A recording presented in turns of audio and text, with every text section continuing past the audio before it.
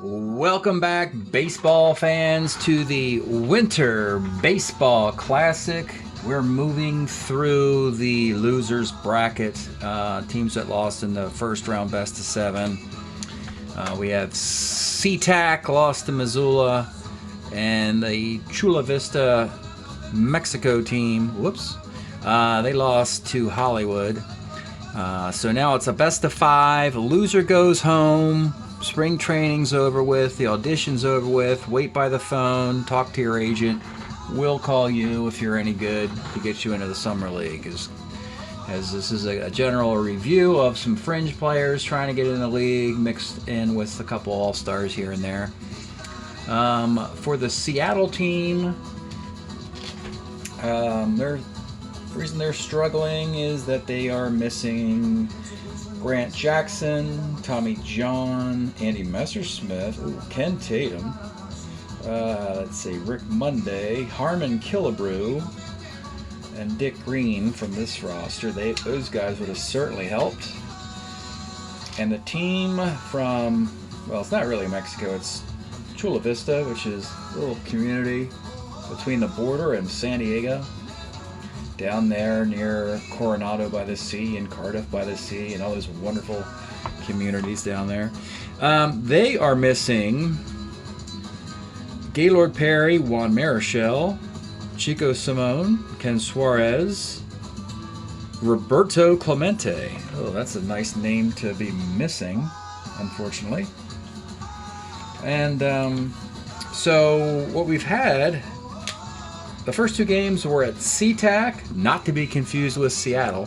SeaTac, near Seattle. Let's get it straight.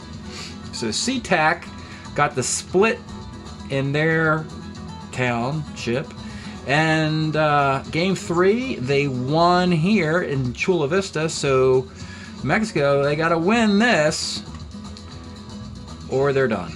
In today's pitchers, we're going to have to go with the number 4 guy for SeaTac, Jim Lonborg, versus for Mexico, Juan Pizarro, whose 71 card is in the Summer League.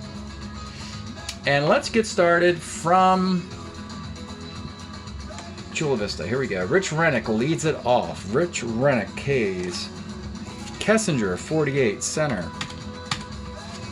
Wes Parker, 57, walks. And Ken Mcmullen. Okay, let's take a look at a guy. The first guy to look at is Ken Mcmullen, and this is a very nice card for a guy who had over 630 plate appearances at one position, third base, in 1969. He hit .272 with 19 home runs. It just begs the question, why was this guy not already in the Summer League? And it was because there was probably a guy ahead of him for 4 years. And in the Washington Senators case, Washington Senators were also the Texas Rangers. And in the previous versions of the league, when I had the 80s cards, Texas had Buddy Bell at third base, blocking Mcmullen. And the other teams Mcmullen played for were, I think he was associated with the Angels, the Dodgers, maybe the Braves, I think, and they all had third basemen too. So the deck is clear. Mcmullen has a clear path to the Summer League, and he gets a base hit here. Runners in the corners for Joe Rudy. And these guys to center field. Felix putting me on, leading off, bounces to third. This is Mcmullen, a 3-14. And he kicked the ball. Maybe he won't get in the league. Just kidding. B. Steeler, Manny Sanguian, 59, K.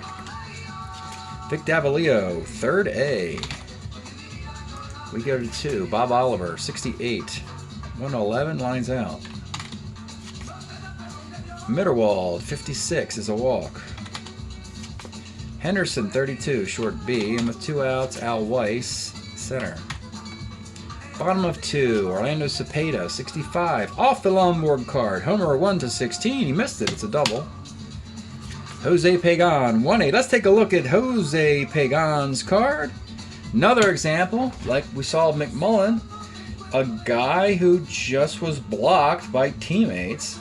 This Pagan card hit .285 for the Pirates, could play second, third in the outfield, And the Pirates had Hebner at third, and they had all those outfielders. Matty Alou, Al Oliver, Willie Stargell, Roberto Clemente. They had, I think, Dave Cash at second base. But anyway, he was blocked. So hopefully, in the fourth and final instance of this particular card, Pagan makes it into the Summer League. We're crossing our fingers. He should. He's got a great stick. And he's got an RBI single. And Mexico's got a 1-0 lead. Nigliero, 35. That's a 6-4-3 double play. Adolfo Phillips flies one into left. Joe Rudy, this is his rookie card. If he qualified. 122 at bats, that was probably his rookie card. He's a 4-3. Yes, the great Joe Rudy's a 4. That's a single. Gil Gerardo, 6'10", third X. This is Mcmullen again, the 3-14. Makes the play. All right, 1-0. Renick. 1-2, fouls out. Kessinger, 56, walks. Wes Parker, 1-8, short A. Well, we got a lot of double plays in the game. 3 double plays and 1 run. Roger Repos, 210, pitcher. Felix Mian, 2-2 short. And Sanguian, 65. Again, same role earlier. Homer won a 16 double. But this time it's a homer. And it's 2-0. Mexico. Vic Davalillo flies it right. 2-0, bottom of 4. Ken McMullen, base hit to center field. Joe Rudy, 1-8. Single 1-10, singles. 2 on for Bob Oliver. Walks.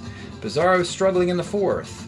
Meterwald, 56, walks and an RBI. 2-1. Henderson, 36, single ... It's a 2-1, 2-2. It's a 2-3 game. They're now trailing. So Meterwald runs the third with nobody out. Al Weiss. Lefty question mark, runner holds, I believe.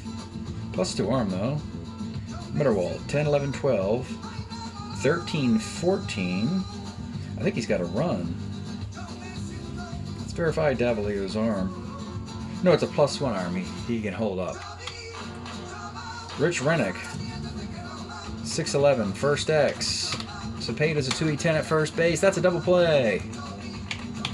And it's 3-2, SeaTac.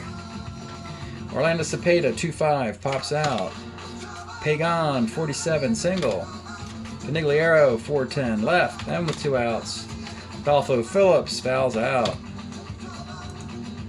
Kessinger, 2-5, pops out. Parker, 63, pitcher E15, makes the play. Mcmullen, 37's a walk. Rudy, 3-10, short. All right, bottom of the 5th. 3-2, SeaTac. Gil Gerardo, short. Roger Repos, 212, right. Mian, 210. Homer, 1-11, double, and it is gone. Homer, let's take a look at Mian's card. There was a remark in the improvement part of the carryover league, because Mian's card exists. Can it be improved upon? And the answer is yes. If they go to this card is currently, this card will be an improvement on the card that's in the carryover league, because there's a 1 at second base. So that improvement may occur. It just tied the game though. It's 3-3. Sanguian, singles. And Davalillo, singles. And with 2 on, it's Cepeda. 1-9, homer, 1 double. That's a double. Let's look at Cepeda's card. He's in the league. He's moving from the Braves to the White Sox in a pretty complicated trade that got Tommy John and the Dodgers. And who did the Braves end up with? Gail Hopkins and Dusty Baker. Yeah, it was a pretty complicated trade. But in any event, 1-9 is homer, 1 double. That's a double to center field. Davalillo has some good wheels, will run, and he scores. 2-run double, and Mexico's back in the lead, 5-3. Pagan, center. 5-3 in the 6th. Oliver. Didn't expect a game with lead changes, but that's what we got. Bob Oliver, 48, center. Scoring has been difficult in the Winter Baseball Classic because the hitters are usually bad and the pitchers are not bad enough. Mitterwald, 11108 single. Henderson, 56, another walk. Pizarro's been very lackluster today. Al Weiss, 58's a K, and with 2 outs and 2 on, Rich Renick. 1-5, let's take a look at Rich Renick trying to get into the league with this card. An infielder, outfielder with power both ways. Decent amount of power. Batting average, though, not much. We're talking about a 245 hitter. Probably not. This is going to be tough. He's got a lot. I mean, there's a lot of competition for those coveted 4th infielder, 4th outfielder spots, and you can't be a one-trick pony. You have to have some defense and some on-pace percentage, maybe some throwing arm, something good, something good. In this instance, though, a clean 3-run homer, and the lead has changed hands again. 6-5. Kessinger, 34, pops it short. Highly entertaining game here in Chula Vista. 6-5, Lomborg to Canigliaro, 2-6 is a K. Adolfo Phillips, 2-10 left. And Gil Gerardo pops out. All right, Pizarro, he's going to come and pitch the 7th inning because he's supposed to be a good pitcher, and even though he's getting lit up today. Wes Parker, 6'5", homer 1, fly ball is a fly ball. Mcmullen, 39 a walk. Joe Rudy, 47 a K. Bob Oliver, 48 center. And we will go to the 7th inning stretch. Mexico is down a run. We are listening to the wonderful sounds of the Gypsy Kings. And the home team needs a boost. So let's do this.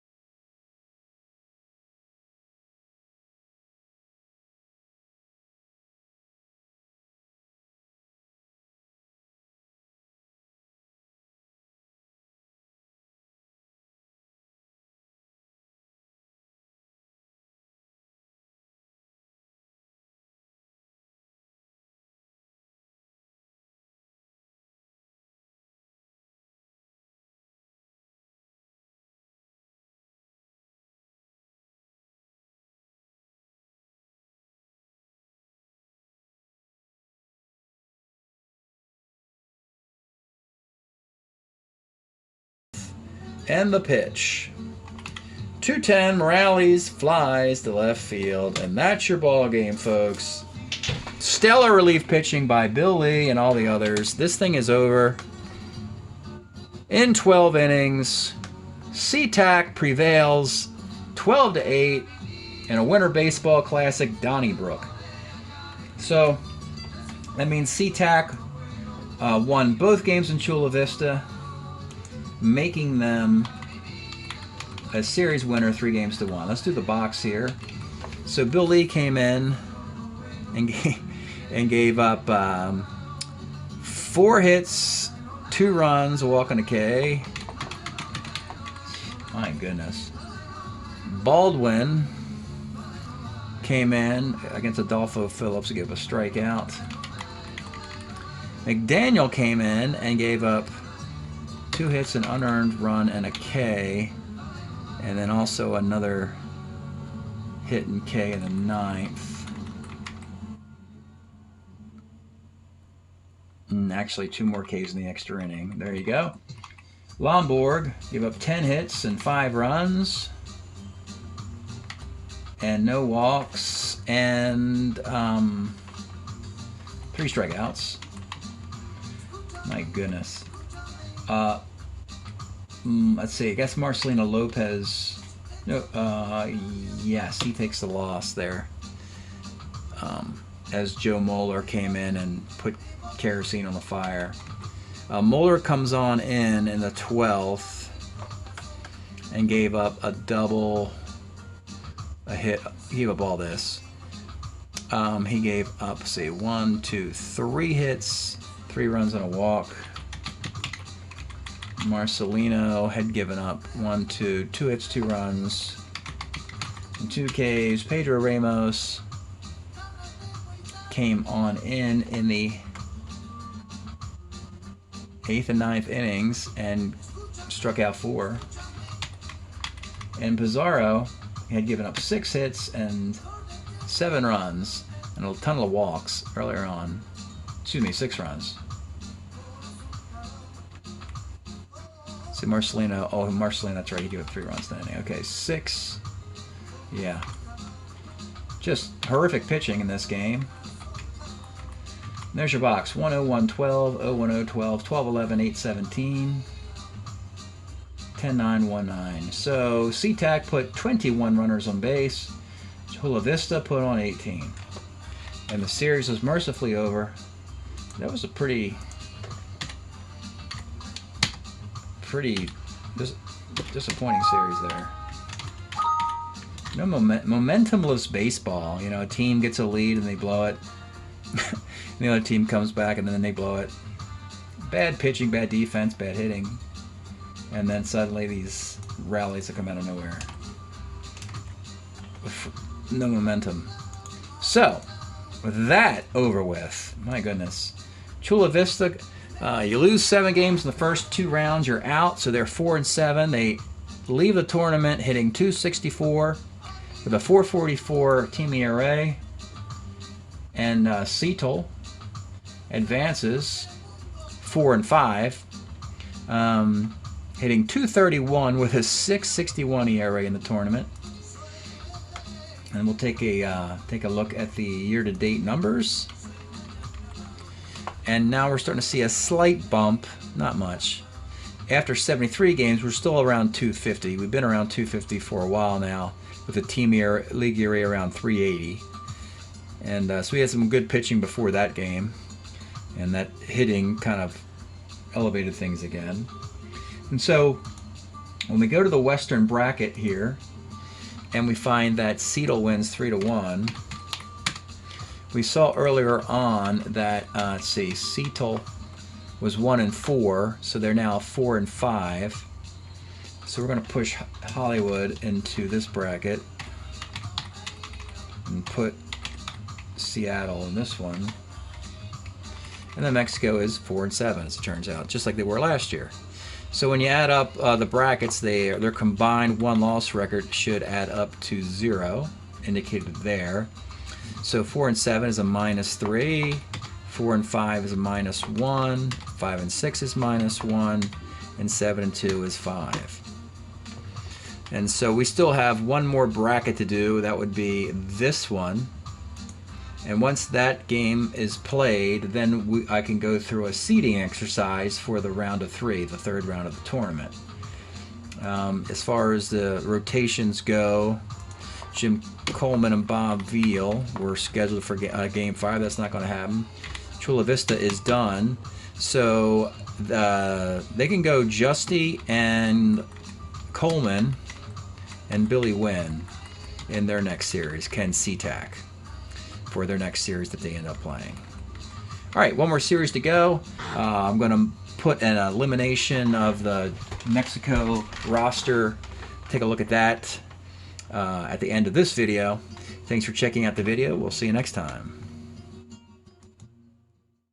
Okay, and then this is going to be a look at the cards that we're taking away from this team after their failed run, getting knocked out of the loser's bracket.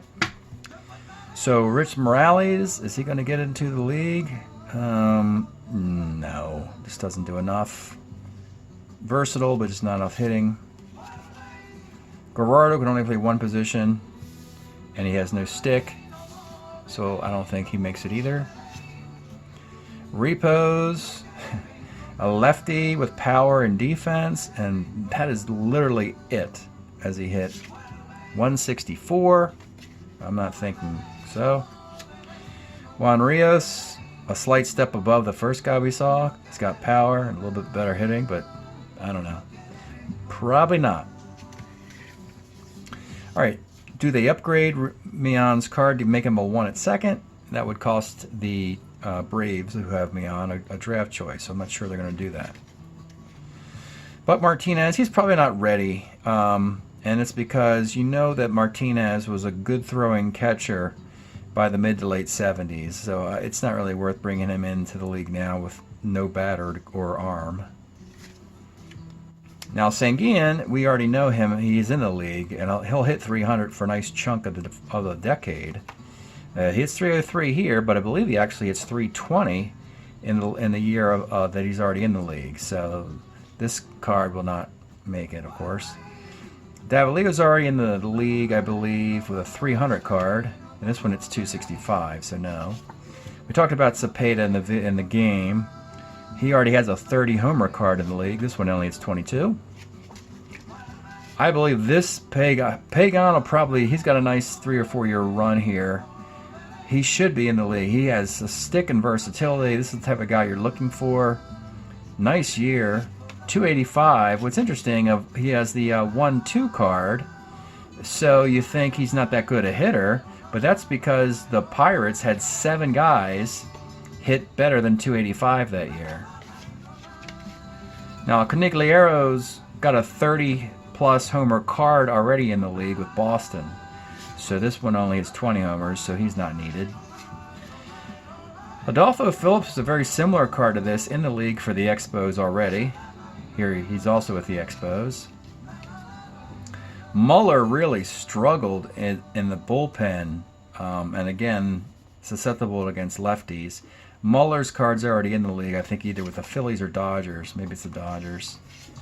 Pizarro, you just saw in that game, didn't pitch that well, even though that's a pretty cool card. It just didn't really work out. And he's got a better card in the league already. Which brings us to Bob Veal, a guy, take a good look at this one. This card should be in the league. A starter 7 who went on the rotation. Where are you going, Bob? He went on the rotation. He's a left-hander. He's a starter 7. He simply had too many people ahead of him. Those people are all gone, and it's time for him to blast into the league. And he will be probably an early round pick. If it's the Pirates who were fortunate enough to have protected him, it'll be them. But in year 4, a lot of times you lose your protection, and he might just be first come, first go. The first team looking for a starter in the rotation might snatch this guy up. But this is he'll be a great pickup in the summer league. Tom Murphy's card is okay as a starter, but he's good against righties, not much more. 421 ERA on the rotation, it's just okay. I like this Earl Wilson card. I think I talked about this one before. The the third pitcher in the Tiger rotation once you get past Denny McClain and Mickey Lolich, and put up some good numbers here. And he's a little susceptible against lefties. I wouldn't worry about it. I think Earl Wilson gets into the league, much like Bob Veal. He'll be plugged into a spot as at least a number 3 starter. He might be a number 2 starter on an expansion team.